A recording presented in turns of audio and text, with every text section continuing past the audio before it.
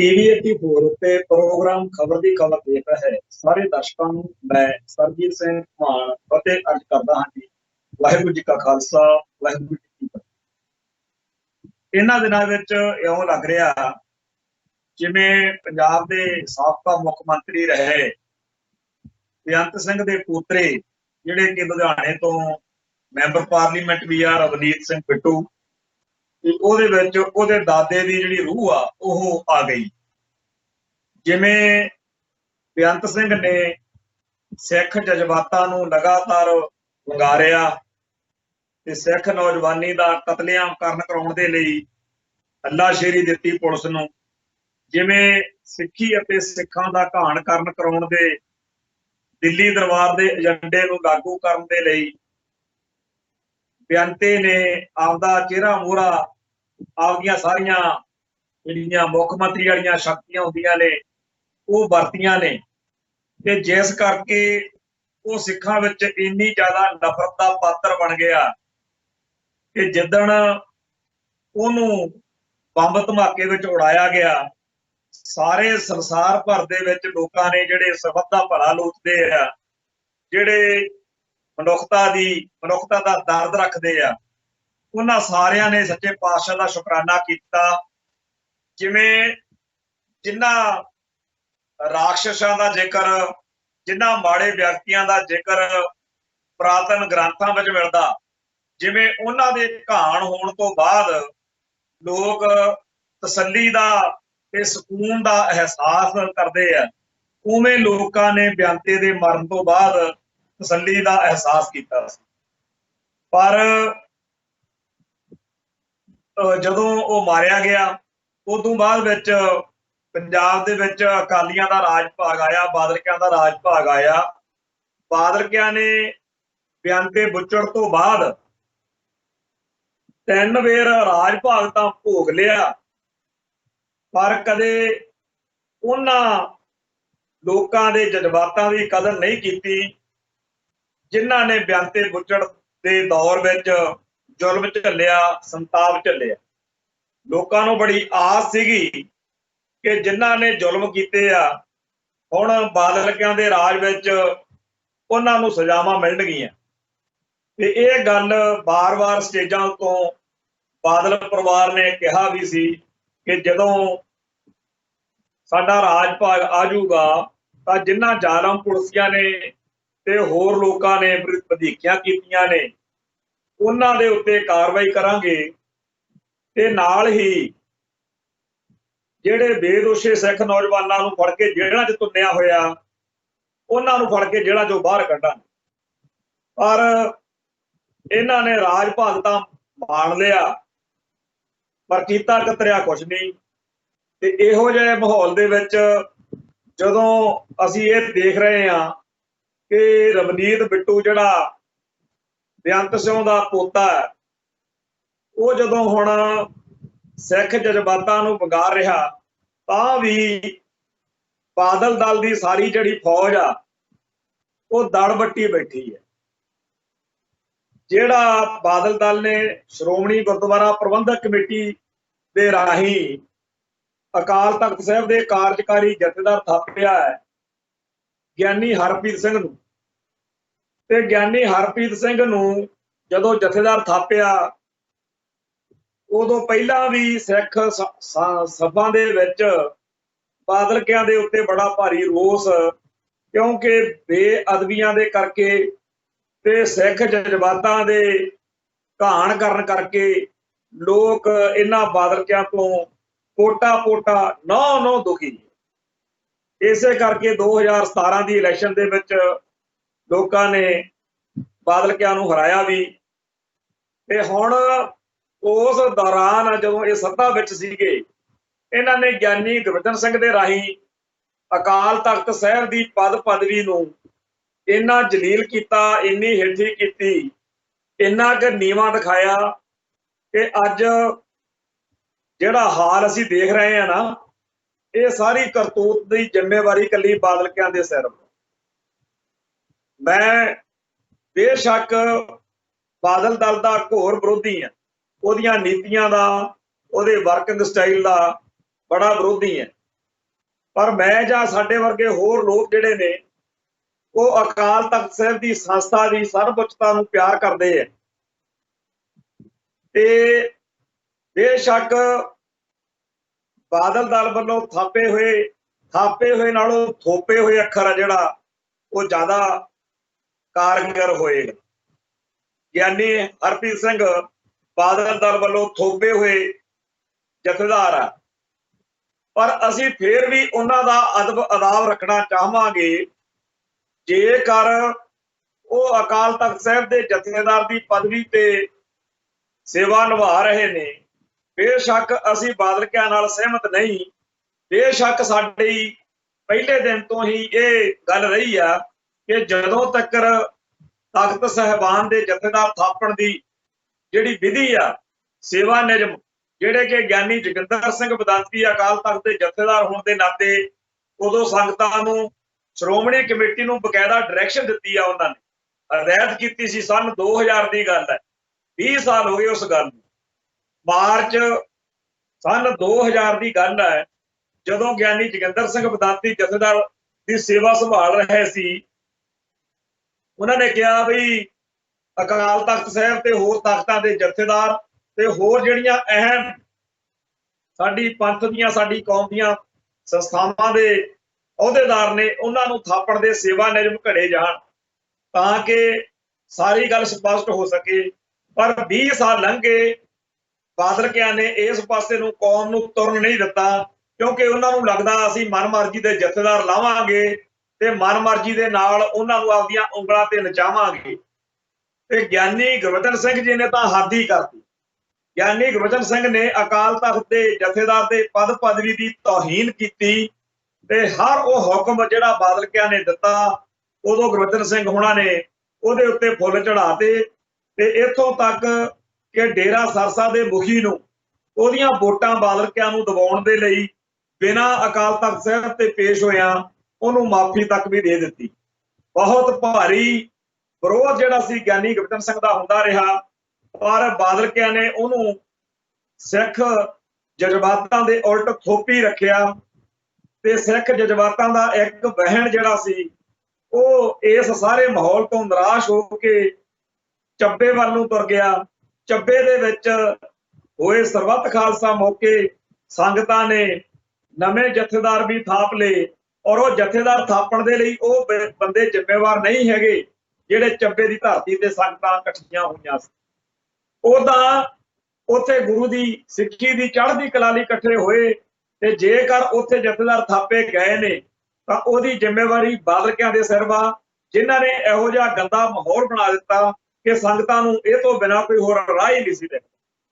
ज्ञानी गुरबचन सिंह वर्गा नीच इंसान जिन्हें 4 छिल्लड़ां दे बदले पूरी कौम दी हेठी कीती, उहनूं शर्म नाल डुੱਬ के मर जाना चाहीदा सीगा जदों उहने बादलकियां दे लई पूरी कौम नूं जिहड़ा हेठी करन वाला माहौल पैदा कीता। सो बादलकियां ने ज्ञानी गुरबचन सिंह ने ते होर उन्हां दे पिछ लग्गा ने ਚੱਬੇ ਦੇ ਵਿੱਚ सिख संगतां नूं नवे जथेदार थापण लई मजबूर कीता। हालात जिहड़े ने इहो ਜਿਹੇ बने क्योंकि ਇਹ ਤਾਂ दिखदा ही आ कि ਜਿਹੜੇ जथेदार साहिबान की पद पदवी आ जेकर वो अकाल तख्त साहब ते सेवा नहीं निभा सकते तो वो जथेदार की पदवी जिहड़ी आ वो कारगर नहीं हुंदी। सो ਜਿਹੜੇ ज्ञानी गुरबचन सिंह वाले बादल दल के जथेदार सीगे जां हुण ज्ञानी हरप्रीत सिंह आ, ये बादल दल वालों थापे होण करके संगतां नूं प्रवान नहीं हुंदे ते जिहड़े संगतां नूं प्रवान ने उन्हां कोले अकाल तख्त साहब ते जाण दा उत्थों सेवावां देण दा उन्हां कोले मौका हासिल नहीं हुंदा। सो कुल मिला के जिहड़े ਚੱਬੇ वाले जथेदार सी वो बेशक सिख संगतां दी भावना दे विचों प्रगट होए, वो सिख संगतां ने थापे पर वो भी कामयाब कारगर नहीं हो सकते। ते इधर जिहड़े ज्ञानी हरप्रीत सिंह वर्गे जां ज्ञानी गुरबचन सिंह वर्गे ने जिन्ना टाइम उन्हां ते इह मोहर लगी होगी कि वो बादल दल दे थापे हुए ने उन्हां दी जिहड़ी आ समुची कौम दे वल्लों उन्हां नूं मानता मिलनी औखी गल है। हुण जदों तो ज्ञानी हरप्रीत सिंह जथेदार बने आ उदों तो उन्हां ने कई कदम चुके आ जिहड़े चंगे कदम ने। कई बार उन्हां ने चंगियां गल्लां कीतियां ने कई उन्हां दे ऐलान, कई बयान जिहड़े ने, कई फरमान जिहड़े ने ਉਹ ਸਾਨੂੰ ਸਿੱਖ ਸੰਗਤਾਂ ਨੂੰ ਚੰਗੇ ਲੱਗੇ। ਪਰ ਜਦੋਂ ਵੀ ਉਹਨਾਂ ਦੇ ਚੰਗੇ ਕਾਰਨਾਂ ਕਰਕੇ, ਉਹਨਾਂ ਦੀਆਂ ਚੰਗਿਆਈਆਂ ਕਰਕੇ ਸਿੱਖ ਸੰਗਤਾਂ ਵੱਲੋਂ ਉਹਨਾਂ ਨੂੰ ਪਿਆਰ ਸਤਿਕਾਰ ਮਿਲਦਾ ਹੈ, ਤੇ ਜਦੋਂ ਵੀ ਉਹ ਪੰਥ ਦੇ ਵਿੱਚੋਂ ਮਾਣ ਹਾਸਲ ਕਰਨ ਵਾਲੀ ਸਥਿਤੀ ਵਿੱਚ ਆਉਂਦੇ ਆ, ਉਸ ਮੌਕੇ ਕੁਝ ਪੰਥ ਦੋਖੀ ਲੋਕ ਉਹਨਾਂ ਦਾ ਵਿਰੋਧ ਕਰਦੇ ਆ, ਤੇ ਉਹ ਜਿਹੜਾ ਵਿਰੋਧ ਆ ਸਿਧਾਂਤਕ ਨਹੀਂ ਹੁੰਦਾ, ਉਹ ਹੋਰ ਕਾਰਨਾਂ ਕਰਕੇ ਹੁੰਦਾ। ਉਸ ਮੌਕੇ ਬਾਦਲ ਦਲ ਵਾਲੇ ਦਲ ਵੱਟ ਕੇ ਬਹਿ ਜਾਂਦੇ ਆ। ਜਿਵੇਂ ਹੁਣ 6 ਜੂਨ ਨੂੰ ਘੱਲੂਘਾਰੇ ਵਾਲੇ ਦਿਹਾੜੇ ਮੌਕੇ ਗਿਆਨੀ ਹਰਪ੍ਰੀਤ ਸਿੰਘ ਨੂੰ ਪੱਤਰਕਾਰਾਂ ਨੇ ਸਵਾਲ ਪੁੱਛ ਲਿਆ। ਸਵਾਲ ਇਹ ਸੀ ਕਿ ਖਾਲਿਸਤਾਨ ਬਾਰੇ ਦੱਸੋ, ਤੇ ਉਹਨਾਂ ਨੇ ਇੱਕ ਸਿੱਧਾ ਸਾਦਾ ਜਵਾਬ ਜਿਹੜਾ ਉਹ ਦਿੱਤਾ ਗਿਆਨੀ ਹਰਪ੍ਰੀਤ ਸਿੰਘ ਨੇ, ਵੀ ਕਿਹੜਾ ਸਿੱਖ ਆ ਦੁਨੀਆ 'ਚ ਜਿਹੜਾ ਖਾਲਿਸਤਾਨ ਨਹੀਂ ਚਾਹੁੰਦਾ, ਵੀ ਜੇ ਖਾਲਿਸਤਾਨ ਕੋਈ ਦੇਵੇਗਾ ਤਾਂ ਅੰਨਾ ਕੀ ਭਾਲੇ, ਅੰਨਾ ਤਾਂ ਫਿਰ ਅੱਖਾਂ ਹੀ ਭਾਲਦਾ ਨਾ। ਉਹ ਇਹ ਉਹਨਾਂ ਨੇ ਜਿਹੜੀ ਗੱਲ ਕਹੀ, ਨਾ ਤਾਂ ਕੋਈ ਬਹੁਤ ਜ਼ਿਆਦਾ ਵੱਡੀ ਗੱਲ ਆ ਵੀ ਚੱਲ ਗਈ ਜੀ ਤੋਪ ਤੇ ਹੁਣ ਤਾਂ ਬਸ ਕੰਮ ਖਤਮ ਆ, ਤੇ ਨਾ ਹੀ ਇਹਨੇ ਨਿੱਕੀ ਆ ਵੀ ਜਿਹਦੀ ਕੋਈ ਚਰਚਾ ਹੀ ਨਾ ਹੋਵੇ। ਵੱਡੀ ਗੱਲ ਤਾਂ ਇਸ ਕਰਕੇ ਆ ਕਿ ਜਿਹੜੇ ਖਾਲਿਸਤਾਨੀ ਸਭਾ ਦੇ ਵਿੱਚ ਵਿਚਰਦੇ ਲੋਕ ਨੇ, ਉਹ ਜਦੋਂ ਇਹੋ ਜਿਹੀਆਂ ਗੱਲਾਂ ਕਰਦੇ ਕਰਾਉਂਦੇ ਆ ਤਾਂ ਕੋਈ ਬਹੁਤਾ ਲੋਕਾਂ ਦੇ ਵਿੱਚ ਇਹ ਹੁੰਦਾ ਵੀ ਇਹ ਤਾਂ ਪਹਿਲਾਂ ਵੀ ਖਾਲਿਸਤਾਨ ਕਹਿੰਦੇ ਹੀ ਨੇ, ਇਹਨਾਂ ਨੇ ਕਹਿਣਾ ਹੀ। ਤੇ ਜਿਹੜੀ ਸੰਸਥਾ ਤੋਂ, ਜਿਹੜੀ ਸੀਟ ਤੋਂ ਆਸ ਨਾ ਹੋਵੇ, ਜਦੋਂ ਉਹ ਖਾਲਿਸਤਾਨ ਦੀ ਹਮਾਇਤ ਕਰ ਜਾਵੇ ਤਾਂ ਫਿਰ ਗੱਲ ਵੱਡੀ ਹੋ ਜਾਂਦੀ ਹੈ। ਉਹ ਚਾਹੇ ਉਹ ਬਾਦਲ ਦਲ ਦੇ ਥਾਪੇ ਹੋਏ ਜਥੇਦਾਰ ਨੇ, ਪਰ ਅਕਾਲ ਤਖਤ ਦੇ ਜਥੇਦਾਰ ਦੀ ਮੋਹਰ ਅੱਜ ਕੱਲ੍ਹ ਉਹਨਾਂ ਕੋਲ। ਸੋ ਗਿਆਨੀ ਹਰਪ੍ਰੀਤ ਸਿੰਘ ਦਾ ਖਾਲਿਸਤਾਨ ਦੇ ਬਾਰੇ ਇਹੋ ਕਹਿਣਾ ਕਿ ਕਿਹੜਾ ਸਿੱਖ ਆ ਜਿਹੜਾ ਖਾਲਿਸਤਾਨ ਦਾ ਵਿਰੋਧੀ ਆ, ਕਿਹੜਾ ਸਿੱਖ ਖਾਲਿਸਤਾਨ ਨਹੀਂ ਚਾਹੁੰਦਾ, ਜੇ ਦੇਣਗੇ ਤਾਂ ਲੈ ਲਾਂਗੇ। ਉਹ ਜਿਹੜੀ ਉਹਨਾਂ ਨੇ ਗੱਲਬਾਤ ਕਹੀ, ਉਹਦੀ ਫਿਰ ਅਹਿਮੀਅਤ ਵੱਧ ਗਈ, ਤੇ ਉਹ ਅਹਿਮੀਅਤ ਜਿਹੜੀ ਆ ਉਹ ਅਜੇ ਤਾਂ ਸਿੱਖ ਸੰਗਤਾਂ ਦੇ ਵਿੱਚ ਪੂਰੀ ਤਰ੍ਹਾਂ ਮਾਨਤਾ ਪ੍ਰਾਪਤ, ਜਾਂ ਸਾਰੀ ਸੰਗਤ ਨੂੰ ਜਿਵੇਂ ਪ੍ਰਵਾਨ ਕੋਈ ਜਥੇਦਾਰ ਨਹੀਂ ਸੀਗੇ, ਤੇ ਜੇ ਕਿਤੇ ਉਹ ਪੂਰੀ ਕੌਮ ਨੂੰ ਪ੍ਰਵਾਨਿਤ ਜਥੇਦਾਰ ਹੁੰਦੇ ਤਾਂ ਮਾਹੌਲ ਹੀ ਕੁਝ ਹੋਰ ਹੋ ਜਾਣਾ ਸੀ।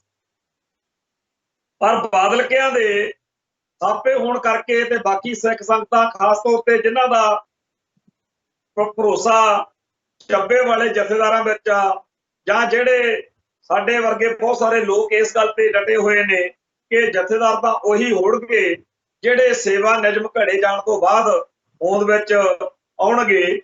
ਸੋ ਸਾਡੇ ਸਾਰਿਆਂ ਦੇ ਲਈ ਇਸ ਗੱਲ ਦੀ ਅਹਿਮੀਅਤ ਜਿੰਨੀ ਵੱਡੀ ਹੋਣੀ ਚਾਹੀਦੀ ਸੀ, ਜੇ ਉਹ ਨਹੀਂ ਬਣ ਸਕੀ ਤਾਂ ਉਹਦਾ ਕਾਰਨ ਇਹੀ ਆ ਕਿਉਂਕਿ ਇਹ ਜਿਹੜੇ ਗਿਆਨੀ ਹਰਪ੍ਰੀਤ ਸਿੰਘ ਆ, ਇਹ ਬਾਦਲ ਦਲ ਵੱਲੋਂ ਥਾਪੇ ਹੋਏ ਜਥੇਦਾਰ। ਜੇ ਕਿਤੇ ਚੱਬੇ ਵਾਲੇ ਜਥੇਦਾਰ ਖਾਲਿਸਤਾਨ ਕਹਿਣ ਤਾਂ ਸ਼ਾਇਦ ਇੰਨੀ ਚਰਚਾ ਨਾ ਹੁੰਦੀ, ਇੰਨੀਆਂ ਸ਼ਾਇਦ ਮਿਰਚਾਂ ਨਾ ਲੱਗਦੀਆਂ। ਪਰ ਜਦੋਂ ਗਿਆਨੀ ਹਰਪ੍ਰੀਤ ਸਿੰਘ ਨੇ ਕਿਹਾ ਤੇ ਕੋਲੇ ਬੈਠੇ ਜਥੇਦਾਰ ਗੋਬਿੰਦ ਸਿੰਘ ਲੌਂਗੋਵਾਲ, ਸ਼੍ਰੋਮਣੀ ਗੁਰਦੁਆਰਾ ਪ੍ਰਬੰਧਕ ਕਮੇਟੀ ਦੇ ਪ੍ਰਧਾਨ, ਉਹਨਾਂ ਨੂੰ ਵੀ ਹਾਮੀ ਭਰਨੀ ਪਈ, ਤਾਂ ਫਿਰ ਪੰਥ ਦੋਖੀਆਂ ਨੂੰ ਮਿਰਚਾਂ ਲੱਗਣੀਆਂ ਸੁਭਾਵਿਕ ਸੀ। ਰਵਨੀਤ ਬਿੱਟੂ ਦੀ ਜਿਹੜੀ ਹਾਲ ਦਹਾਈ ਆ ਉਹ ਇਸੇ ਕਰਕੇ ਹੈ। ਦੂਜੀ ਗੱਲ ਇਹ ਹੈ ਵੀ ਉਹ ਤਾਂ ਚਲੋ ਨਿੱਤ ਭਕਾਈ ਮਾਰਦਾ ਰਵਨੀਤ ਬਿੱਟੂ, ਉਹਦੀ ਗੱਲ ਤਾਂ ਬਾਅਦ ਚ ਕਰਦੇ ਆ। ਆ ਜਿਹੜੇ ਬਾਦਲ ਦਲ ਦੀ ਫੌਜ ਆ ਜਿਹੜੀ ਐਡੀ ਸੈਨਾ ਭਰਤੀ ਕੀਤੀ ਹੋਈ ਆ, ਜੇ ਹਰਸਿਮਰਤ ਕੌਰ ਬਾਦਲ ਕੋਈ ਗੱਲ ਕਹਿ ਦੇਵੇ ਤੇ ਜਾਂ ਕੋਈ ਸੁਖਬੀਰ ਸਿੰਘ ਬਾਦਲ ਦੀ ਗੱਲ ਹੋਵੇ, ਉਦੋਂ ਇਹ ਸੋਸ਼ਲ ਮੀਡੀਆ ਤੇ ਹਨੇਰੀਆਂ ਠਾਲ ਦਿੰਦੇ ਆ। ਹੁਣ ਭਾਈ ਤੁਹਾਡੇ ਥਾਪੇ ਹੋਏ ਜਥੇਦਾਰ ਗਿਆਨੀ ਹਰਪ੍ਰੀਤ ਸਿੰਘ ਨੂੰ ਆਏ ਦਿਨ ਰਵਨੀਤ ਬਿੱਟੂ ਪੁੱਠੀਆਂ ਸਿੱਧੀਆਂ ਗੱਲਾਂ ਕਰਦਾ ਤੇ ਤੁਸੀਂ ਦੜ ਵੱਟੀ ਬੈਠੇ ਹੋ, ਮਰ ਗਏ ਹੋ ਤੁਸੀਂ, ਸ਼ਰਮ ਹੈ ਨਹੀਂ ਤੁਹਾਨੂੰ? ਕਿਹੜੇ ਖੂਹ 'ਚ ਡੁੱਬ ਗਏ ਹੋ ਤੁਸੀਂ? ਜੇ ਤਾਂ ਪ੍ਰਕਾਸ਼ ਸਿੰਘ ਬਾਦਲ, ਸੁਖਬੀਰ ਸਿੰਘ ਬਾਦਲ, ਹਰਸਿਮਰਤ ਕੌਰ ਬਾਦਲ ਦੀ ਗੱਲ ਹੋਵੇ, ਉਦੋਂ ਤਾਂ ਮਾਰਦੇ ਹੋ ਝੰਗਿਆੜਾ, ਉਦੋਂ ਤਾਂ ਕਹਿੰਦੇ ਹੋ ਹਾਏ ਲੁੱਟੇ ਗਏ ਪੱਟੇ ਗਏ। ਤੇ ਜੇ ਤੁਹਾਡੇ ਥਾਪੇ ਹੋਏ ਜਥੇਦਾਰ ਗਿਆਨੀ ਹਰਪ੍ਰੀਤ ਸਿੰਘ ਨੂੰ ਕੋਈ ਗੱਲ ਕਹਿ ਰਿਹਾ, ਉਦੋਂ ਤੁਸੀਂ ਜਿਹੜੀ ਆ ਪੂਛਾਂ ਚੱਡਿਆਂ 'ਚ ਲਈਆਂ ਹੋਈਆਂ ਨੇ, ਉਹ ਭਾਈ ਤੁਹਾਡਾ ਹੱਕ ਨਹੀਂ ਬਣਦਾ ਹੈਗਾ। ਬਾਕੀ ਪੰਥ ਜਿਹੜਾ ਬਾਕੀ ਕੌਮ ਆ, ਉਹਨਾਂ ਨੇ ਤਾਂ ਜਾਂ ਚੱਬੇ ਵਾਲੇ ਜਥੇਦਾਰ ਮੰਨੇ ਆ, ਜਾਂ ਉਹਨਾਂ ਨੇ ਇਹ ਆ ਕਿ ਜਿੰਨਾ ਟਾਈਮ ਸੇਵਾ ਨਿਯਮਾਂ ਦੇ ਤਹਿਤ ਜਥੇਦਾਰ ਨਹੀਂ ਬਣਦੇ, ਪਰ ਫਿਰ ਵੀ ਅਕਾਲ ਤਖਤ ਦੇ ਜਥੇਦਾਰ ਦੀ ਪਦ ਪਦਵੀ ਦੀ ਇੱਜ਼ਤ ਸਾਰੇ ਪੰਥ ਵਾਲਿਆਂ ਵੱਲੋਂ ਹੋਣੀ ਚਾਹੀਦੀ ਆ, ਸਾਰੀ ਕੌਮ ਵੱਲੋਂ ਹੋਣੀ ਚਾਹੀਦੀ ਆ। ਪਰ ਬਾਕੀ ਸਾਰੇ ਪੰਥ ਨੂੰ ਤਾਂ ਦੁੱਖ ਹੈ। ਮੈਂ ਇਹ ਗੱਲ ਬਿਨਾਂ ਕਿਸੇ ਨੂੰ ਪੁੱਛੇ ਦਾਅਵੇ ਨਾਲ ਕਹਿਣ ਨੂੰ ਤਿਆਰ ਹਾਂ ਕਿ ਗਿਆਨੀ ਹਰਪ੍ਰੀਤ ਸਿੰਘ ਦੇ ਖਿਲਾਫ जो बयानबाजी रवनीत बिट्टू कर रहा है ਉਹਦਾ ਚੱਬੇ ਜਾਣ ਵਾਲਿਆਂ ਸਾਰਿਆਂ ਨੂੰ ਹੀ ਦੁੱਖ ਵਾ। ਬੇਸ਼ੱਕ ਬਾਦਲ ਦਲ ਨਾਲ ਜਾਂ ਜਥੇਦਾਰ ਦੇ ਪਦਵੀ ਤੇ ਬੈਠੇ ਗਿਆਨੀ ਹਰਪ੍ਰੀਤ ਸਿੰਘ ਦੇ ਨਾਲ ਜਥੇਦਾਰ ਹੋਣ ਦੇ ਨਾਤੇ ਉਹਨਾਂ ਦੇ ਕੋਈ ਗਿਲੇ ਸ਼ਿਕਵੇ ਹੋਣਗੇ, ਪਰ ਅਕਾਲ ਤਖਤ ਦੀ ਪਦਵੀ ਦੀ ਤੋਹੀਨ ਕੋਈ ਸਿੱਖ ਨਹੀਂ ਕਰ ਸਕਦਾ। ਤੇ ਜੇ ਰਵਨੀਤ ਬਿੱਟੂ ਅੱਜ ਤੋਹੀਨ ਕਰ ਰਿਹਾ ਤਾਂ ਇਹ ਸਾਰੇ ਦੇ ਸਾਰੇ ਸਿੱਖ ਸੰਗਤਾਂ ਜਿਹੜੀਆਂ ਜਿਨ੍ਹਾਂ ਨੂੰ ਤੁਸੀਂ ਬਾਦਲ ਵਿਰੋਧੀ ਸੰਗਤਾਂ ਕਹਿ ਦਿੰਦੇ, ਇਹ ਸਾਰੇ ਦੁਖੀ ਨੇ। ਤੇ ਜਿਹੜਾ ਜੀ ਤੋਂ ਸਭ ਤੋਂ ਵੱਧ ਆਸ ਕਰਨੀ ਬਣਦੀ ਆ ਵੀ ਤੁਹਾਡੀ ਤਾਂ ਧਿਰ ਦਾ ਜਾਂ ਤੁਹਾਡੇ ਧੜੇ ਦਾ ਜਥੇਦਾਰ ਆ, ਤੇ ਤੁਸੀਂ ਕਾਹਤੋਂ ਨਹੀਂ ਭਾਈ ਬੋਲਦੇ? ਕਿਸੇ ਨੇ ਬੁੱਲ ਤੋਂ ਬੁੱਲ ਨਹੀਂ ਚੱਕਿਆ, ਸਾਰਾ ਬਾਦਲ ਦਲ ਸੁਸਰੀ ਵਾਂਗੂ ਸੌ ਗਿਆ। ਸਾਰੇ ਬਾਦਲ ਦਲ ਨੇ ਸੁਸਰੀ ਵਾਂਗੂ ਨੀਵੀਂ ਪਾ ਲਈ। ਇਹ ਭਾਈ ਗੱਲ ਜਾਂਦੀ ਕਿੱਧਰ ਨੂੰ ਆ? ਜੇ ਤਖਤਾਂ ਦੇ ਜਥੇਦਾਰ ਸਾਹਿਬਾਨ ਉਹ ਸਾਡੇ ਅੰਦਰੂਨੀ ਮਸਲੇ ਆ ਕਿ ਅਸੀਂ ਕਦੋਂ ਕਿਵੇਂ ਜਥੇਦਾਰ ਥਾਪਣਾ ਜਾਂ ਕਿਵੇਂ ਲਾਉਣਾ, ਇਹ ਰਫੜ ਪਹਿਲਾਂ ਵੀ ਬੜੇ ਪਏ ਸੀ। ਪੰਥ ਨੂੰ ਯਾਦ ਹੋਣਾ ਚਾਹੀਦਾ ਜਦੋਂ ਗਿਆਨੀ ਕਿਰਪਾਲ ਸਿੰਘ ਜਥੇਦਾਰ ਸੀ 84 ਸਾਲ ਦੇ ਵਿੱਚ, ਉਹਨੇ ਕੋਠਾ ਸਾਹਿਬ ਠੀਕ ਠਾਕ ਵਾਲੀ ਗੱਲ ਕਰਤੀ, ਉਹ ਤੇ ਪੰਥ ਨਾਰਾਜ਼ ਹੋ ਗਿਆ ਤੇ ਅਕਾਲੀ ਦਲ ਜਾਂ ਸ਼੍ਰੋਮਣੀ ਕਮੇਟੀ ਉਹਨੂੰ ਪਾਸੇ ਲਾ ਕੇ ਰਾਜੀ ਨਹੀਂ ਸੀ। ਜਿਵੇਂ ਹੁਣ ਕਦੇ ਗਿਆਨੀ ਗੁਰਦਨ ਸਿੰਘ ਥੋਪਦੇ ਆ, ਕਦੇ ਗਿਆਨੀ ਹਰਪ੍ਰੀਤ ਸਿੰਘ ਥੋਪਦੇ ਆ, ਪਰ ਉਦੋਂ ਸੰਗਤਾਂ ਨੇ ਸਰਬੱਤ ਖਾਲਸਾ ਬੁਲਾ ਕੇ ਉਹਦੇ ਚ ਭਾਈ ਜਸਵੀਰ ਸਿੰਘ ਰੋਡੇ ਨੂੰ ਜਥੇਦਾਰ ਥਾਪ ਲਿਆ ਸੀ। ਭਾਈ ਜਸਵੀਰ ਸਿੰਘ ਰੋਡੇ ਨੂੰ ਬਾਅਦ ਚ ਪ੍ਰੋਫੈਸਰ ਦਰਸ਼ਨ ਸਿੰਘ ਰਾਗੀ ਵੀ ਆਏ, ਫਿਰ ਭਾਈ ਰਣਜੀਤ ਸਿੰਘ ਵੀ ਆਏ। ਇਹ ਸਾਰਾ ਜਥੇਦਾਰ ਦਾ ਮਸਲਾ ਚੱਲਦਾ ਰਿਹਾ ਕਿ ਕਿਹੜਾ ਕਿਹੜੀ ਧਿਰ ਦਾ ਜਥੇਦਾਰ। ਭਾਵੇਂ ਹਰੇਕ ਧਿਰ ਨੇ ਜ਼ੋਰ ਲਾਇਆ ਕਿ ਸਾਡੀ ਕੌਮ ਦਾ ਸਾਡੀ ਧਿਰ ਦਾ ਜਥੇਦਾਰ ਲੱਗ ਜਾਵੇ, ਪਰ ਜਥੇਦਾਰ ਦੀ ਪਦਵੀ ਦੀ ਜਿਹੜੀ ਸ਼ਾਨ ਆ ਉਹ ਵਧਾਉਣ ਦੇ ਲਈ ਹਰੇਕ ਨੇ ਯਤਨ ਕਰਨਾ ਚਾਹਿਆ। ਤੇ ਅੱਜ ਕੀ ਹੋਇਆ? ਅੱਜ ਬਾਦਲ ਦਲ ਖਾਮੋਸ਼ੀ ਦੇ ਨਾਲ, ਇਹ ਵੀ ਇੱਕ ਤਰੀਕਾ ਹੁੰਦਾ ਵੀ ਚੁੱਪ ਕਰਕੇ ਖਾਮੋਸ਼ ਹੋ ਕੇ ਰਵਨੀਤ ਬਿੱਟੂ ਨੂੰ ਹਮਾਇਤ ਕਰੋ। ਰਵਨੀਤ ਬਿੱਟੂ ਦੇ ਨਾਲ ਵੱਡੇ ਬਾਦਲ ਦੀਆਂ ਬੇਅੰਤ ਫੋਟੋਆਂ ਸੋਸ਼ਲ ਮੀਡੀਆ ਤੇ ਤੁਰੀਆਂ ਫਿਰਦੀਆਂ ਜੱਫੀ ਪਾਈ ਬੈਠੇ ਹੁੰਦੇ ਆ। ਤੇ ਰਵਨੀਤ ਬਿੱਟੂ ਅੱਜ ਕੱਲ ਸਿੱਖ ਜਜ਼ਬਾਤਾਂ ਨੂੰ ਪੂਰਾ ਚੜਾ ਰਿਹਾ, ਇਥੋਂ ਤੱਕ ਕਹਿ ਰਿਹਾ ਬਈ ਅਕਾਲ ਤਖਤ ਦੇ ਜਥੇਦਾਰ ਦੇ ਉੱਤੇ ਦੇਸ਼ ਧਰੋਹ ਦਾ ਪਰਚਾ ਦਰਜ ਕੀਤਾ ਜਾਵੇ। ਅਸੀਂ ਤਾਂ ਇਹ ਕਹਿੰਦੇ ਆ, ਭਾਈ ਕੰਵਰਪਾਲ ਸਿੰਘ ਦਲ ਖਾਲਸਾ ਦੇ ਕਰਤਾ ਧਰਤਾ ਨੇ ਮੁੱਖ ਬੁਲਾਰੇ ਆ, ਉਹਨਾਂ ਨੇ ਪਿਛਲੇ ਦਿਨਾਂ ਵਿੱਚ ਵੀ ਗਿਆਨੀ ਹਰਪ੍ਰੀਤ ਸਿੰਘ ਦੀ ਹਮਾਇਤ ਵਿੱਚ ਮੀਡੀਆ ਦੇ ਵਿੱਚ ਗੱਲ ਕੀਤੀ ਹੈ। ਅੱਜ ਕੱਲ ਫਿਰ ਉਹਨਾਂ ਦੀ ਇੱਕ ਸਟੇਟਮੈਂਟ ਜਿਹੜੀ ਆ ਚਰਚਾ ਵਿੱਚ ਆ, ਉਹਨਾਂ ਨੇ ਆਖਿਆ ਬਈ ਰਵਨੀਤ ਬਿੱਟੂ ਆਪਦਾ ਚਾਹ ਲਾ ਹੀ ਲਵੇ ਤੇ ਦੇਖ ਲਵੇ ਫਿਰ ਕਿਵੇਂ ਜਿਹੜਾ ਪਰਚਾ ਦਰਜ ਹੁੰਦਾ ਤੇ ਪਰਚਾ ਦਰਜ ਕਰਨ ਦੇ ਕੀ ਨਿਕਲਦੇ ਆ ਨਤੀਜੇ। ਸੋ ਅਸੀਂ ਖੁਦ ਇਹ ਚਾਹੁੰਦੇ ਆ, ਰਵਨੀਤ ਬਿੱਟੂ ਜੇ ਪਿਓ ਦਾ ਪੁੱਤ ਆ ਤਾਂ ਹੁਣ ਜਥੇਦਾਰ ਹਰਪ੍ਰੀਤ ਸਿੰਘ ਅਕਾਲ ਤਖਤ ਸਾਹਿਬ ਦੇ ਜਥੇਦਾਰ ਨੇ, ਤੇ ਤੂੰ ਉਹਨਾਂ ਤੇ ਪਰਚਾ ਦਰਜ ਕਰਵਾ ਕੇ ਦੇਖ, ਫਿਰ ਤੈਨੂੰ ਕੌਮ ਦੱਸੂਗੀ ਕਿ ਪੰਥ ਕੀ ਹੁੰਦਾ। ਅਸੀਂ ਤਾਂ ਖੁਦ ਚਾਹੁੰਦੇ ਆ ਕਿ ਪਰਚਾ ਦਰਜ ਹੋਵੇ। ਚੇਤੇ ਰੱਖਣ ਦੀ ਲੋੜ ਹੈ, ਸੰਤ ਭਿੰਡਰਾਂ ਵਾਲਿਆਂ ਦੇ ਬਚਨ ਨੇ ਜਦੋਂ ਉਹ ਧਰਮ ਯੁੱਧ ਮੋਰਚੇ ਦੌਰਾਨ ਸਟੇਜ ਤੋਂ ਬੋਲਦੇ ਹੁੰਦੇ ਸੀ, ਉਹ ਕਹਿੰਦੇ ਉਦੋਂ ਉਹਨਾਂ ਇੱਕ ਚਰਚਾ ਚੱਲ ਪਈ ਬਈ ਭਾਈ ਅਮਰੀਕ ਸਿੰਘ ਨੂੰ, ਫੈਡਰੇਸ਼ਨ ਦੇ ਪ੍ਰਧਾਨ ਸੀ ਉਦੋਂ ਭਾਈ ਅਮਰੀਕ ਸਿੰਘ, ਉਹ ਜੇਲ੍ਹ ਚੋਂ ਆਏ ਸੀਗੇ ਤੇ ਚਰਚਾ ਚੱਲ ਪਈ ਵੀ ਕਹਿੰਦੇ ਆ ਵੀ ਹੁਣ ਉਹਨਾਂ ਨੂੰ ਖਾਲਿਸਤਾਨ ਦਾ ਪਰਚਾ ਦਰਜ ਕਰਕੇ ਕੋਈ NSA ਜਾਂ ਕੋਈ ਹੋਰ ਧਾਰਾ ਲਾ ਕੇ ਵੀ ਉਹਨਾਂ ਨੂੰ ਅੰਦਰ ਬੰਦ ਕਰ ਦੇਣਾ, ਨਜ਼ਰਬੰਦ ਕਰ ਦੇਣਾ 2-4 ਸਾਲਾਂ ਲਈ। ਸੰਤ ਕਹਿੰਦੇ ਵੀ ਆ ਮੈਨੂੰ ਪਤਾ ਲੱਗਿਆ ਵੀ ਖਾਲਿਸਤਾਨ ਦੇ ਨਾਂ ਦੇ ਉੱਤੇ ਅਮਰੀਕ ਸਿੰਘ ਨੂੰ ਨਜ਼ਰਬੰਦ ਕਰਨ ਲੱਗੇ ਆ, ਤੇ ਮੈਂ ਤਾਂ ਆਨਾ ਚੰਗਾ ਹੀ ਆ ਜੇ ਕਰ ਦੇਣ। ਜੇ 1 ਸਾਲ ਵਾਸਤੇ ਉਹਨੂੰ ਨਜ਼ਰਬੰਦ ਖਾਲਿਸਤਾਨ ਦੇ ਨਾਂ ਤੇ ਕਰ ਦੇਣ ਤਾਂ ਬਹੁਤ ਚੰਗਾ ਹੋਵੇ, ਕਿਉਂਕਿ ਹੁਣ ਘੁੱਟਦੇ ਜੇ ਬੈਠੇ ਆ, ਚੁੱਪ ਕੀਤੇ ਜੇ, ਤੇ ਜੇ ਕਿਤੇ ਖਾਲਿਸਤਾਨ ਦੇ ਨਾਂ ਤੇ ਝੂਠਾ ਕੇਸ ਬਣਾ ਕੇ ਤੇ ਉਹਨੂੰ ਕਹਿ ਦੇਣ ਵੀ ਖਾਲਿਸਤਾਨੀ ਆ, ਤਾਂ ਫਿਰ ਜਿੱਥੇ ਸਾਲਾਂ ਨੂੰ ਬਣਨਾ ਉੱਥੇ ਮਹੀਨਿਆਂ 'ਚ ਹੀ ਬਣ ਜੂਗਾ ਖਾਲਿਸਤਾਨ, ਹੋਰ ਆਪਾਂ ਕੀ ਭਾਲਦੇ ਆ। ਇਹ ਗੱਲ ਜਿਹੜੀ ਬਾਬਾ ਜਰਨੈਲ ਸਿੰਘ ਨੇ ਕਹੀ, ਇਹੀ ਸਾਨੂੰ ਅੱਜ ਰਾਹ ਦਿਖਾਉਂਦੀ ਹੈ।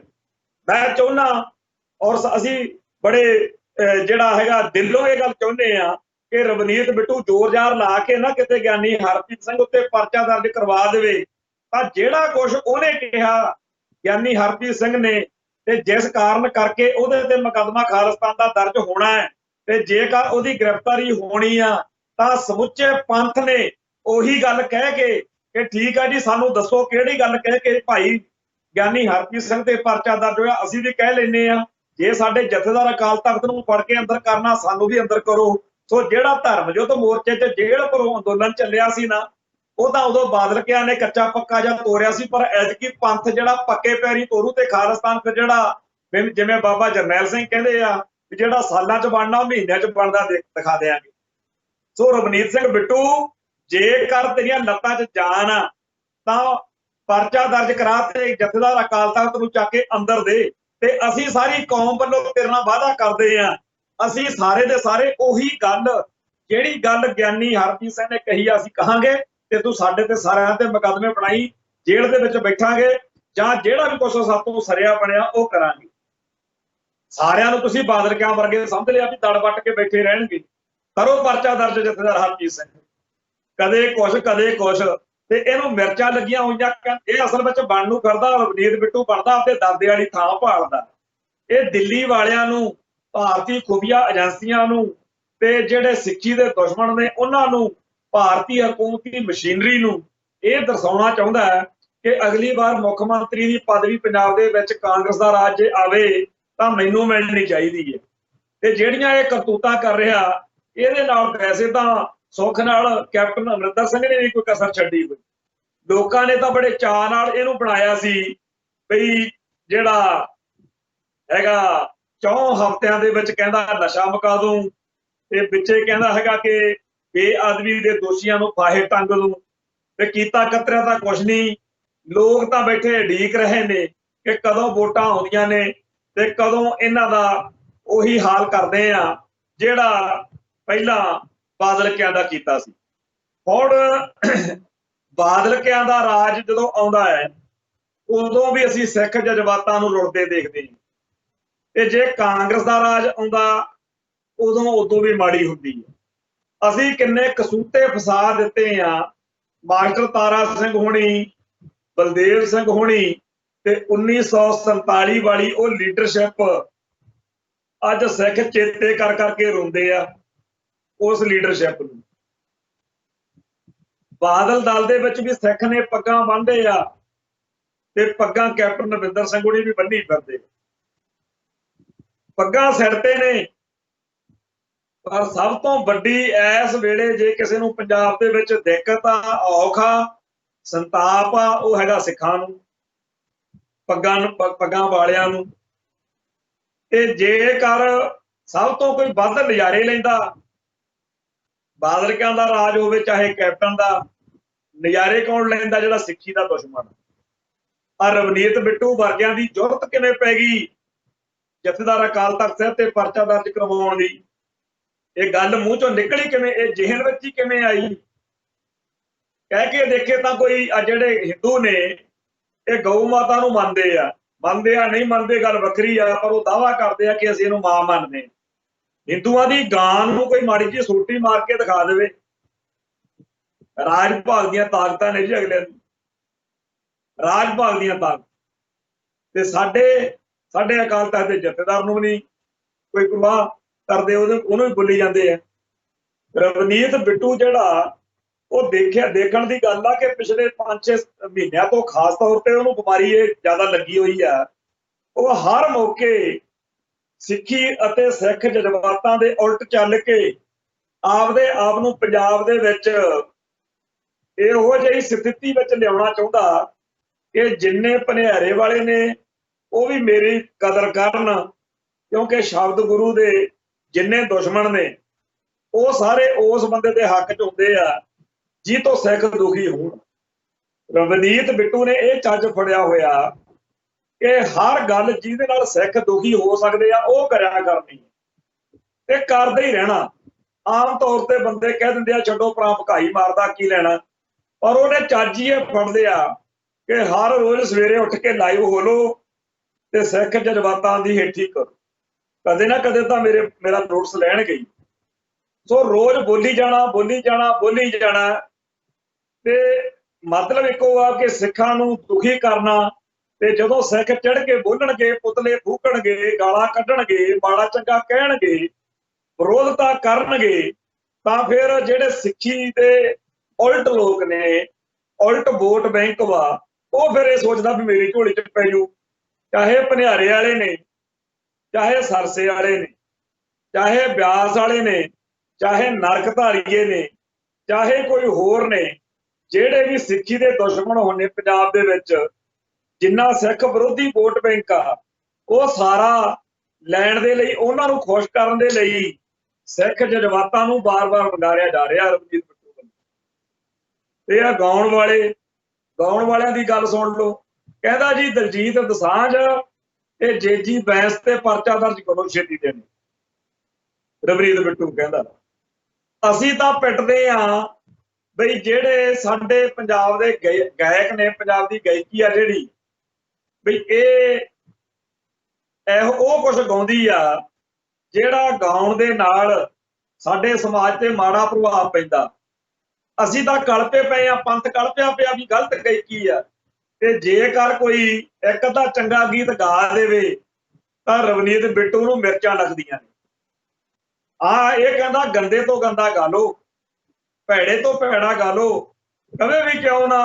ਇਹਦੇ ਦਾਦੇ ਨੇ KPS ਗਿੱਲ ਦੇ ਨਾਲ ਰਲ ਕੇ ਜਿਹੜਾ ਅਸੱਭਿਆਚਾਰਕ ਏਜੰਡਾ ਲਾਗੂ ਕੀਤਾ ਸੀ, ਗਾਉਣ ਵਾਲੀਆਂ ਸੱਦ ਲੈਣੀਆਂ ਤੇ ਵਿਚਾਲੇ ਬਹਿ ਕੇ ਕੰਦਰਖਾਨਾ ਕਰਨਾ ਤੇ ਕਰਾਉਣਾ। ਉਦੋਂ ਸਿੱਖ ਹੱਕਾਂ ਲਈ ਲੜਨ ਵਾਲੇ ਲੋਕਾਂ ਨੂੰ ਚੈਲੰਜ ਕਰਨ ਦੇ ਲਈ ਗੰਦੀ ਤੇ ਅਸ਼ਲੀਲ ਗਾਇਕੀ ਦਾ ਹੜ ਜਿਹੜਾ ਵਗਾਇਆ ਸੀ, ਉਹ ਬੇਅੰਤੇ ਬੁੱਚੜ ਨੇ ਤੇ KPS ਗਿੱਲ ਨੇ, ਉਹੀ ਇਹਦੀਆਂ ਰਗਾਂ ਦੇ ਵਿੱਚ ਉਹੀ ਗੱਲ ਬੋਲਦੀ ਹੈ। ਉਹ ਇਹ ਗੱਲ ਕਹਿ ਕੇ ਅਸਲ ਵਿੱਚ ਰਵਨੀਤ ਬਿੱਟੂ ਜਿਹੜਾ ਉਹ ਆਪਦੇ ਦਾਦੇ ਦੀ ਗੱਲ ਹੀ ਦੁਹਰਾ ਰਿਹਾ। ਇਹ ਸੱਭਿਆਚਾਰਕ ਹਮਲਾ ਜਿਹੜਾ ਸਾਡੀ ਕੌਮ ਤੇ ਹੋਇਆ, ਉਹਦੀ ਗੱਲ ਨੂੰ ਹੀ ਅਸੀਂ ਦੁਬਾਰਾ ਇਸ ਰਾਹੀਂ ਦੇਖ ਰਹੇ ਹਾਂ। ਹੁਣ ਉਹ 5-6 ਸਾਲ ਹੋ ਗਏ ਜਦੋਂ ਫਿਲਮ ਆਈ ਸੀ ਉਹਦੀ ਪੰਜਾਬ 1984 ਦਲਜੀਤ ਦੋਸਾਂਝ ਦੀ, ਉਹਦੇ ਚ ਉਹਨੇ ਗਾਣਾ ਗਾਤਾ ਤੇਰਾ ਰਾਂਝਾ ਤਾਂ ਹੀਰੇ ਰੰਗਰੂਟ ਹੋ ਗਿਆ। ਚਲੋ ਫਿਲਮ ਤਾਂ ਫਿਲਮ ਹੁੰਦੀ ਆ, ਗਾਣੇ ਤਾਂ ਗਾਣੇ ਹੁੰਦੇ ਆ। ਤੇ ਇਵੇਂ ਹੀ ਜੇਜੀ ਬੈਂਸ ਨੇ ਸ਼ਰੇਆਮ ਕਿਹਾ ਕਿ ਖਾਲਿਸਤਾਨ ਹੁਣ ਸਿੱਖਾਂ ਦੇ ਮੁੰਡੇ ਆ। ਜੇ ਸਿੱਖਾਂ ਦੇ ਦਰਦ ਦੀ ਗੱਲ, ਸਿੱਖਾਂ ਦੇ ਦਿਲ ਦੀ ਗੱਲ ਇਹ ਗਾਇਕ ਨਹੀਂ ਕਰਨਗੇ ਤਾਂ ਸਾਡੀ ਕੌਮ ਨੂੰ ਤਕਲੀਫ ਹੋਏਗੀ ਹੋਈ। ਸੋ ਜਿਹੜੇ ਸਾਡੀ ਕੌਮ ਦੇ ਗਾਇਕ ਨੇ, ਇਹਨਾਂ ਦੇ ਗਾਇਕੀ ਦੇ ਵਿੱਚ ਪੰਜਾਬ ਦੇ ਪੀੜ, ਪੰਜਾਬ ਦੇ ਦਰਦ, ਪੰਜਾਬ ਦੇ ਹੱਕਾਂ ਦੀ ਗੱਲ ਜਿਹੜੀ ਆ ਉਹ ਹੋਣੀ ਜ਼ਰੂਰੀ ਹੈ। ਤੇ ਜੇਕਰ ਸਾਡੀ ਕੌਮ ਦੇ ਇਹਨਾਂ ਗਾਇਕਾਂ ਵੱਲ ਦੇਖੀਏ ਤਾਂ ਬਹੁਤੇ ਜ਼ਿਆਦਾ ਗਾਇਕ ਲੋਕਾਂ ਤੋਂ ਤੋਏ ਕਰਵਾਉਂਦੇ ਆ ਕਿ ਦੂਜੀ ਤਰ੍ਹਾਂ ਦੇ ਗਾਣੇ ਗਾਈ ਜਾਂਦੇ ਹੋ। ਤੁਸੀਂ ਦੇਖਤਾ ਲਓ ਪੰਜਾਬ ਦਾ ਹਾਲ ਕੀ ਹੋਇਆ। ਪੰਜਾਬ ਦੀਆਂ ਜਿਹੜੀਆਂ ਕੁੜੀਆਂ ਦੇ ਹੁਸਨ ਦੀ ਤਾਰੀਫ ਕਰਦੇ ਹੋ, ਉਹਦੇ ਲੱਕ ਦੀ, ਉਹਦੇ ਪੱਟਾਂ ਦੀ ਤੇ ਹੋਰ ਅੰਗਾਂ ਦੀਆਂ ਗੱਲਾਂ ਕਰ ਕਰਕੇ ਆਪਦੇ ਨੋਟ ਛਾਪੀ ਜਾਂਦੇ ਹੋ।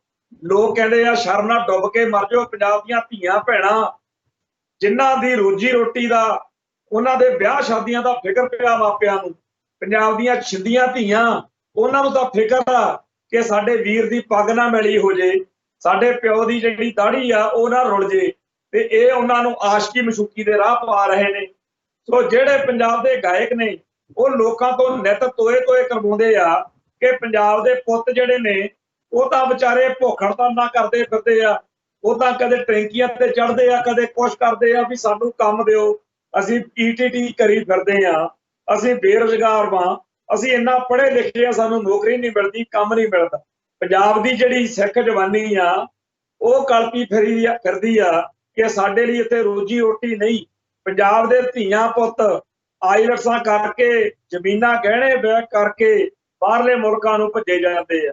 ਇਹੋ ਜਿਹੇ ਪੰਜਾਬ ਦੇ ਹਾਲਾਤ ਨੇ ਕਿ ਪੰਜਾਬ ਦੀ ਕਾਸ਼ਤਕਾਰ ਜਿਹੜੀ ਜਮਾਤ ਵਾ, ਪੰਜਾਬ ਦੀ ਕਿਸਾਨੀ, ਉਹ ਖੁਦਕੁਸ਼ੀਆਂ ਦੇ ਰਾਹ ਪਈ ਹੋਈ ਹੈ। ਪੰਜਾਬ ਦੇ ਹਰ ਖੇਤਰ ਵਿੱਚ ਬੁਰੇ ਤੋਂ ਬੁਰਾ ਹਾਲ ਹੋਇਆ ਪਿਆ, ਲੋਕ ਭੁੱਖੇ ਮਰ ਰਹੇ ਨੇ। ਪੰਜਾਬ ਦੇ ਲੋਕਾਂ ਨੂੰ ਘਸਿਆਰਾ ਬਣਾ ਕੇ ਦਿੱਲੀ ਦਰਬਾਰ ਨੇ ਬੇਹੱਦ ਤਕਲੀਫ ਪੈਦਾ ਕਰ ਦਿੱਤੀ ਆ। ਤੇ ਇਹੋ ਜਿਹੇ ਮਾਹੌਲ ਦੇ ਵਿੱਚ ਜਦੋਂ ਪੰਜਾਬ ਦੇ ਲੋਕ ਜਿਹੜੇ ਨੇ ਅੰਤਾਂ ਦਾ ਦਰਦ ਭੋਗ ਰਹੇ ਨੇ, ਉਸ ਮੌਕੇ ਪੰਜਾਬ ਦੇ ਗਾਇਕ ਜਦੋਂ ਅਸ਼ਲੀਲ, ਅਸੱਭਿਅਕ, ਆਸ਼ਕੀ ਮਸ਼ੂਕੀ ਵਾਲੇ ਗਾਣੇ ਗਾ ਕੇ लोग तो हैरान ने भी वो सानू दिखा तो दो जट्टो कित्थे आ जिहदियां तुसीं गल्लां करदे हो भी तड़के उठ के कुर्ता चादरा ला लैंदा, गल विच कैंठा पा लैंदा, महंगियां गड्डियां रखदा, असले रखदा, बंदे मारदा फिरदा। इहो जिहे अयाश ते बदमाश जट सानू दिखा तो दिओ किहड़े पिंड रहिंदे आ, कित्थे आ, किहड़ी धरती ते वसदे ने ओह। पंजाब दे गायकां नूं लोक मिहणे मार रहे ने कि ਜਿਹੜੇ गीत ਤੁਸੀਂ ਆ ਗਾਉਂਦੇ ਹੋ ਇਹ ਤੁਸੀਂ ਆਪਦੀਆਂ ਧੀਆਂ ਨੂੰ ਆਪਦੀਆਂ ਭੈਣਾਂ ਨੂੰ ਦਿਖਾਉਂਦੇ ਹੁੰਦੇ ਹੋ ਵੀ ਅਸੀਂ ਆਹ ਕੰਜਰਖਾਨਾ ਕਰਦੇ ਆ। ਪੰਜਾਬ ਦੇ ਲੋਕ ਜਿਹੜੇ ਨੇ ਉਹ ਇਹਨਾਂ ਗਾਇਕਾਂ ਨੂੰ ਗੀਤਕਾਰਾਂ ਨੂੰ ਲੋਕ ਦੋਸ਼ੀਆਂ ਵਾਂਗੂ ਕਟਹਿਰੇ 'ਚ ਖੜਾ ਕਰਦੇ ਆ ਕਿ ਤੁਸੀਂ ਪੰਜਾਬੀ ਮਾਂ ਬੋਲੀ ਦਾ ਸਾਡੇ ਸਿੱਖ ਸੱਭਿਆਚਾਰ ਦਾ ਸਾਡੀ ਨੈਤਿਕਤਾ ਦਾ ਮਜ਼ਾਕ ਉਡਾ ਰਹੇ। ਤੇ ਇਹੋ ਜਿਹੇ ਮਾਹੌਲ ਦੇ ਵਿੱਚ ਜੇਕਰ ਕੋਈ ਚੱਜ ਹੱਲ ਦੀ ਗੱਲ ਮਾੜੀ ਮੋਟੀ ਕਰ ਬਹਿੰਦਾ ਤਾਂ ਰਵਨੀਤ ਬਿੱਟੂ ਹੁਣਾਂ ਨੂੰ ਮਿਰਚਾਂ ਲੱਗਦੀਆਂ। ਅਸੀਂ ਤਾਂ ਚਾਹੁੰਦੇ ਆ ਕਿ ਪੰਜਾਬ ਦੇ ਸਾਰੇ ਗਾਇਕ ਹੀ ਇਹ ਚੀਜ਼ਾਂ ਗਾਉਣ ਜਿਹੜੀਆਂ ਕਰਕੇ ਰਵਨੀਤ ਬਿੱਟੂ ਵਰਗੇ ਬਚਦੇ ਆ। ਪੰਜਾਬ ਦੇ ਲੋਕੋ ਇਹ ਜਿਹੜਾ ਰਵਨੀਤ ਬਿੱਟੂ ਆ ਇਹ ਕੀ ਚੀਜ਼ ਆ? ਇਹ ਅਕਾਲ ਤਖਤ ਦੇ ਜਥੇਦਾਰ ਨੇ ਜੇ ਕੌਮ ਦੀਆਂ ਭਾਵਨਾਵਾਂ ਦੀ ਗੱਲ ਕਰਤੀ, ਕਹਿੰਦਾ ਖਾਲਿਸਤਾਨ ਦਾ ਪਰਚਾ ਦਰਜ ਕਰਾਓ ਦੇਸ਼ ਧਰੋਹ ਦਾ। ਜੇ ਕੋਈ ਗਾਉਣ ਵਾਲਾ ਚੱਜ ਹੱਲ ਦੀ ਗੱਲ ਕਰ ਦਿੰਦਾ ਕਹਿੰਦਾ ਉੱਤੇ ਪਰਚਾ ਦਰਜ ਕਰਾਓ, ਇਹ ਰੱਬ ਲੱਗ ਗਿਆ ਇੱਥੇ ਆ ਕੇ ਰੱਬ ਆ ਇਹ। ਸੋ ਜਿਹੜਾ ਪੰਜਾਬ ਦੇ ਲੋਕਾਂ ਨੂੰ ਚਾਹੇ ਉਹ ਗਾਇਕ ਆ, ਚਾਹੇ ਉਹ ਕਲਮਕਾਰ ਹੈ, ਚਾਹੇ ਉਹ ਲੀਡਰ ਆ, ਚਾਹੇ ਜਥੇਦਾਰ ਹੈ ਤੇ ਚਾਹੇ ਕੋਈ ਆਮ ਆ, ਹਰੇਕ ਸਿੱਖ ਦਾ ਇਹ ਫਰਜ਼ ਬਣਦਾ ਕਿ ਪੰਜਾਬ ਦੇ ਹੱਕਾਂ ਦੀ ਗੱਲ, ਪੰਜਾਬ ਦੇ ਲੋਕਾਂ ਦੀ ਗੱਲ, ਪੰਜਾਬ ਦੀ ਧਰਤੀ ਦੀ ਗੱਲ ਜਿਹੜੀ ਆ ਉਹ ਕਰੇ। ਸੋ ਜਿੱਥੇ ਰਵਨੀਤ ਬਿੱਟੂ ਵਰਗੇ ਲੋਕ ਜਿਹੜੇ ਨੇ ਉਹ ਪੰਥ ਅਤੇ ਪੰਜਾਬ ਦੇ ਦੁਸ਼ਮਣ ਬਣ ਕੇ ਇੱਕ ਵਾਰ ਫੇਰ ਇੱਥੋਂ ਦੇ ਜਜ਼ਬਾਤਾਂ ਨਾਲ ਖੇਡ ਰਹੇ ਨੇ, ਉਦੋਂ ਸਾਡਾ ਵੀ ਫਰਜ਼ ਬਣਦਾ ਕਿ ਅਸੀਂ ਆਪਦੀ ਕੌਮ ਦੀ, ਆਪਦੀ ਧਰਮ ਦੀ ਗੱਲ ਆ ਜਿਹੜੀ ਉਹ ਗੱਜ ਵੱਜ ਕੇ ਕਰੀਏ। ਜਿਹੜਾ ਵੀ ਸ਼ਖਸ ਸਿੱਖੀ ਦੀ ਚੜ੍ਹਦੀ ਕਲਾ ਵਾਲੀ ਗੱਲ ਕਰੂਗਾ ਉਹ ਬੇਸ਼ੱਕ ਕੋਈ ਹੋਵੇ, ਅਸੀਂ ਉਹਦੇ ਨਾਲ ਹੋਰ ਨਾ ਗੱਲਾਂ ਕਰਕੇ ਸਹਿਮਤ ਨਾ ਵੀ ਹੋਈਏ, ਪਰ ਜਿਹੜੀ ਗੱਲ ਉਹਦੀ ਚੰਗੀ ਆ, ਜਿੰਨੀ ਚੰਗੀ ਆ ਉਹਨੂੰ ਜ਼ਰੂਰ ਚੰਗਾ ਕਵਾਂਗੇ। ਸੋ ਜਿਹੜਾ ਸਾਡਾ ਮੇਨ ਫੋਕਸ ਰਿਹਾ ਅੱਜ ਤੱਕ ਉਹ ਇਹ ਰਿਹਾ ਕਿ ਜਿੰਨਾ ਟਾਈਮ ਤਾਕਤਾਂ ਦੇ ਜਥੇਦਾਰ ਜਿਹੜੇ ਨੇ ਉਹ ਵਿਧੀ ਵਿਧਾਨ ਰਾਹੀਂ ਸੇਵਾ ਨਿਯਮ ਘੜ ਕੇ ਉਹਦੇ ਰਾਹੀਂ ਨਹੀਂ ਸਿਰਜੇ ਜਾਂਦੇ, ਉਹਨਾਂ ਟਾਈਮ ਕਿਸੇ ਨੂੰ ਜਥੇਦਾਰ ਮੰਨਣਾ ਸਾਡੇ ਲਈ ਔਖਾ ਹੈ। ਪਰ ਅਸੀਂ ਇਹ ਕਹਿੰਦੇ ਆ ਕਿ ਜਿਹੜਾ ਗਿਆਨੀ ਹਰਪ੍ਰੀਤ ਸਿੰਘ ਨੇ ਇਹ ਬਿਆਨ ਦਿੱਤਾ ਖਾਲਿਸਤਾਨ ਦੇ ਹੱਕ ਵਿੱਚ, ਜਿਹਦੇ ਤੋਂ ਇਹਨਾਂ ਨੂੰ ਮਿਰਚਾਂ ਲੱਗੀਆਂ ਨੇ ਰਵਨੀਤ ਬਿੱਟੂ ਵਰਗਿਆਂ ਨੂੰ, ਅਸੀਂ ਉਹਦਾ ਸਵਾਗਤ ਵੀ ਕਰਦੇ ਆ। ਹਰਪ੍ਰੀਤ ਸਿੰਘ ਦਾ, ਗਿਆਨੀ ਜੀ ਦਾ ਸਾਥ ਵੀ ਦੇਣ ਨੂੰ ਤਿਆਰ ਆ ਤੇ ਸਮੁੱਚੀ ਕੌਮ ਵੱਲੋਂ ਇਹ ਵਾਅਦਾ ਵੀ ਕਰਦੇ ਆ ਕਿ ਜੇਕਰ ਪਰਚਾ ਦਰਜ ਹੋਇਆ ਤੇ ਜੇਲ੍ਹ ਭੇਜਿਆ ਗਿਆ ਤਾਂ ਸਾਰੀ ਕੌਮ ਡਟ ਕੇ ਉਹਦੀ ਹਮਾਇਤ ਕਰੂਗੀ। ਇਵੇਂ ਹੀ ਜਿਹੜੇ ਗਾਇਕ ਚੰਗਾ ਗਾਉਣਗੇ, ਜਿਵੇਂ ਜਿੱਤੋਂ ਇਹਨਾਂ ਨੂੰ ਮਿਰਚਾਂ ਲੱਗਦੀਆਂ ਨੇ, ਦਲਜੀਤ ਸਾਂਝ ਦਾ ਗੀਤ ਆ, ਚਾਹੇ ਜੱਜੀ ਬੈਂਸ ਦਾ, ਖਾਲਿਸਤਾਨ ਦੀ ਸ਼ਰੇਆਮ ਹਮਾਇਤ ਕੀਤੀ ਆ, ਉਹਨਾਂ ਸਾਰਿਆਂ ਦਾ ਉਹਨਾਂ ਚੰਗੇ ਕੰਮਾਂ ਲਈ ਅਸੀਂ ਜੀ ਆਇਆਂ ਵੀ ਕਵਾਂਗੇ। ਜਿੱਥੇ ਗਲਤ ਉੱਥੇ ਗਲਤ ਕਹਾਂਗੇ, ਪਰ ਜਿਹੜੀ ਗੱਲ ਤੁਹਾਡੀ ਚੰਗੀ ਆ ਆਪਾਂ ਜ਼ਰੂਰ ਚੰਗੀ ਕਵਾਂਗੇ। ਸੋ ਇੰਨੀਆਂ ਬੇਨਤੀਆਂ ਪ੍ਰਵਾਨ ਕਰਨੀਆਂ। ਬੋਲਦਿਆਂ ਕੋਲੋਂ ਕੋਈ ਸ਼ਬਦ ਉੱਚਾ ਨੀਵਾਂ ਬੋਲਿਆ ਗਿਆ ਹੋਵੇ ਸੰਗਤ ਭਾਸ਼ਣਯੋਗ ਹੈ। ਫਤਿਹ ਅਰਜ ਕਰਦੇ ਹਾਂ ਜੀ। ਨਾਨਕ ਨਾਮ ਚੜ੍ਹਦੀ ਕਲਾ, ਤੇਰੇ ਭਾਣੇ ਸਰਬੱਤ ਦਾ ਭਲਾ। ਵਾਹਿਗੁਰੂ ਜੀ ਕਾ ਖਾਲਸਾ, ਵਾਹਿਗੁਰੂ ਜੀ ਕੀ ਫਤਿਹ।